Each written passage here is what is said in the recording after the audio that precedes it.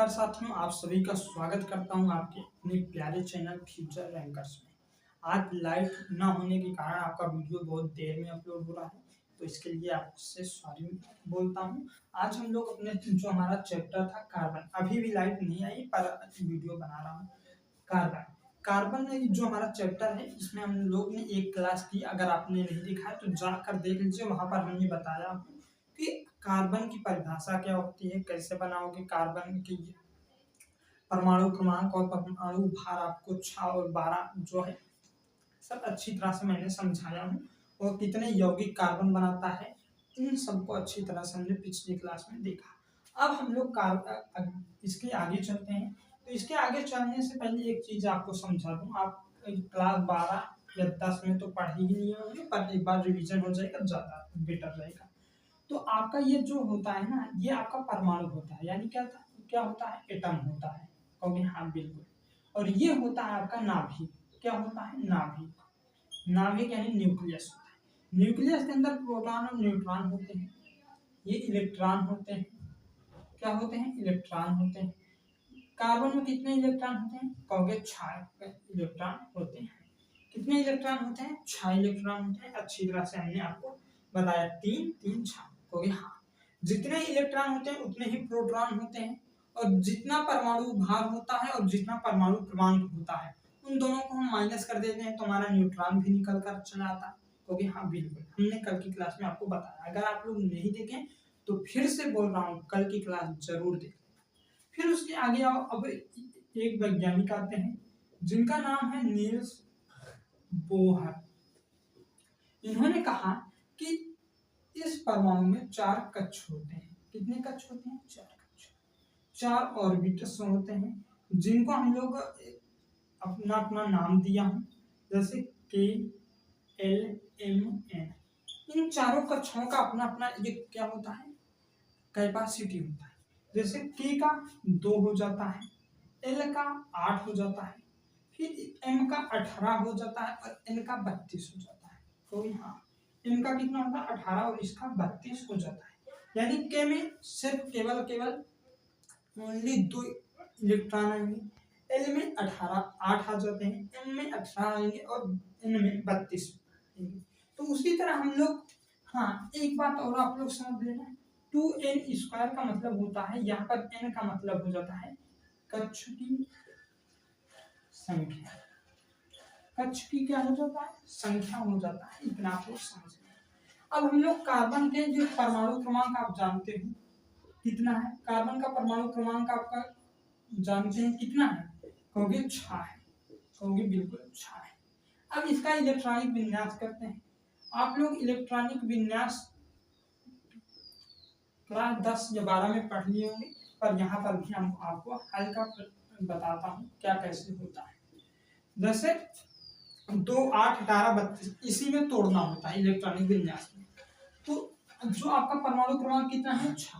तो हम कार्बन का जब हम निकालेंगे इलेक्ट्रॉनिक विन्यास तो हमें क्या मिलेगा, कि अपना 2 इलेक्ट्रॉन ले लेगा, यहाँ पर कितना हो जाएगा, 2 हो जाएगा। और L आपका कितना है, 8। यानी L के पास 8 इलेक्ट्रॉन रखने की क्षमता है।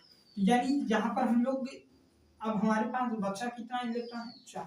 तो ये कितना हो जाएगा, 4 हो जाएगा। कितना हो जाएगा, 4 हो जाएगा।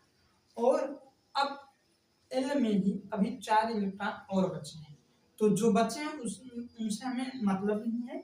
तो हमारा इलेक्ट्रॉनिक विन्यास ओनली क्या होगा, 2,4। जब इतना आप लोग निकाल लिए ना, तो अब आपके क्या क्या निकाल सकते हो, संयोजक इलेक्ट्रॉन की संख्या, संयोजकता के कितने फलक का है, ये सब आप अच्छी तरह से निकाल सकते हैं। तो हम लोग कैसे निकालते हैं, जैसे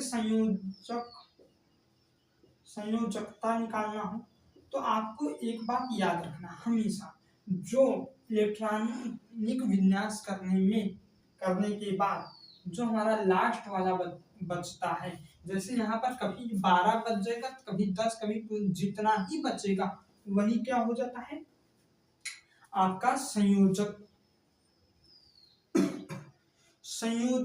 इलेक्ट्रॉन हो जाता है। तो यहाँ पर कितना है, 4 है और संयोजकता हमारी कितनी हो जाएगी कार्बन की 4 हो जाएगी। और संयोजक इलेक्ट्रॉन कितना हो जाएगा, संयोजक इलेक्ट्रॉन कितना यहाँ पर होगा, जितनी आपकी संयोजकता है उतना ही यहाँ पर 4 लिखा है तो हमारा 4 इलेक्ट्रॉन भी आ जाएगा, क्योंकि इतना। अब ये कितने फलक का है, तो जहां पर आपकी जितनी संयोजकता होती है उतने ही वो फलक का होता है। यानी जो आपका ये कार्बन होता है ये फलक का है, कितने हैं 4, क्योंकि इसकी क्या है 4 संयोजकता है, क्योंकि इसकी संयोजकता कितनी है 4 है, हो गई। हाँ बिल्कुल।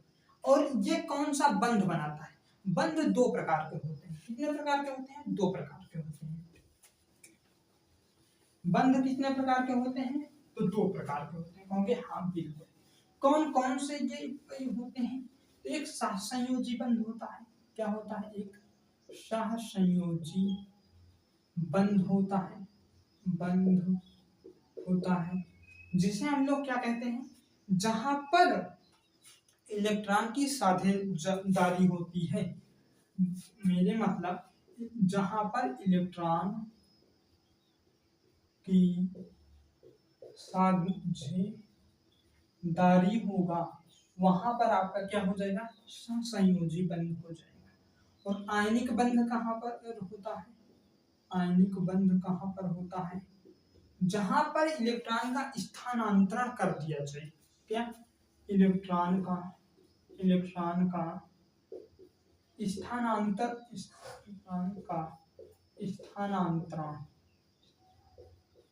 स्थानांतरण जहां पर होगा वो क्या हो जाएगा, आयनिक बंध हो जाएगा। और सहसंयोजी बंध क्या होगा, जहां पर इलेक्ट्रॉन की साझेदारी हुई तो क्या होगा, सहसंयोजी बंध हुआ। इलेक्ट्रॉन का स्थानांतरण हुआ, आयनिक बंध हुआ। इतना आप लोग याद करना। और कार्बन कौन सा बंध बनाता है, तो कार्बन आपका सहसंयोजी बंध बनाता है। कौन सा बंध बनाता है, सहसंयोजी बंध बनाता है, कहोगे हाँ बिल्कुल। कक्ष को पूरा करने के लिए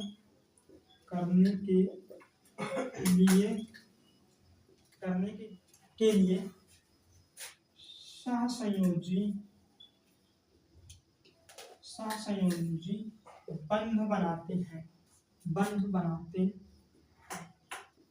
बंध बनाते हैं। और हाँ, जो सहसंयोजी बंध बनता है ये स्थायी बंध भी होता है। ये स्थायी, जो हमारा कार्बन है ये स्थायी बंध बनाता है, क्या, तथा ये स्थायी बंध बनाता है।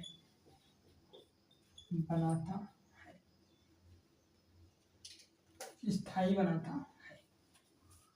जब ये इसका सहसंयोजी बंध द्वारा इसका जो कार्बन होगा वो अपना बंध बना लेगा तो वहां पर स्थायी ये बन जाता है। तो आज के लिए बस इतना ही। कल की क्लास में हम लोग आगे चर्चा करेंगे। आज लाइट ना होने के कारण वीडियो आपका नहीं रिकॉर्ड हुआ था। कल की क्लास में ऐसा नहीं होगा। तो मिलता हूँ कल की क्लास में। धन्यवाद साथियों। जय हिंद, जय भारत।